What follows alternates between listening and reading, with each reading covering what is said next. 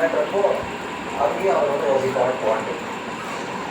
சரி, அது சம்டைம்ஸ் நான் ஒரு சின்ன பேஷன் மேக்ஸ் ஒன் மிஸ்டேக். அந்த ஒரு மிஸ்டேக் வச்சு நம்ம அவ்வளோ டிஃபெண்ட் பண்ணுறோம். என்னன்னா அந்த ப்ரெஷரை தாண்டிட்டாங்க. ப்ரெஷரை தாண்டி எங்கே நீங்கள் கேல்குலேட் பண்ணணுமோ அது ப்ராபப்ளி தான் நீங்கள் ஒரு ரிலாக்ஸ் ஒரு மோடில் வந்து ப்ராபப்ளி ஏதாவது லைன் வந்து நம்ம அவங்களுக்கு முடியாது. அவங்களுக்கு வந்து அது ஒரு ஃபாஸ்ட் ரெஸ்டாரண்ட்னால பட் அது மாதிரி ஒரு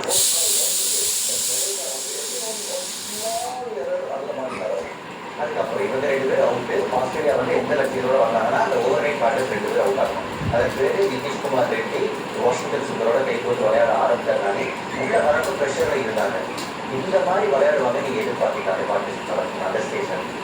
2 யங்ஸ்டர்ஸ் வந்து ஷோராக வந்து நல்லா ஆடுவாங்கன்னு நான் எதிர்பார்த்தோன்னு சொல்லவே முடியாது. இன்ஃபேக்ட் அந்த மேட்ச் ஆரம்பிக்கும் போது ஏர்லி மார்னிங் 4 மணிக்கு ஃப்ரீ போனேன். அதான் பீரியட்ஸ் இந்த 4 பேர் தான். இந்த 4 பேர் 2 பேர் பண்ணவங்க கொஞ்சம் என்னதுப்பா நான் எதிர்பார்த்தது இந்த அளவு கான்ஃபிடென்ட்டாக எதிர்கொள்வாங்கன்னு நான் எதிர்பார்க்குறேன்.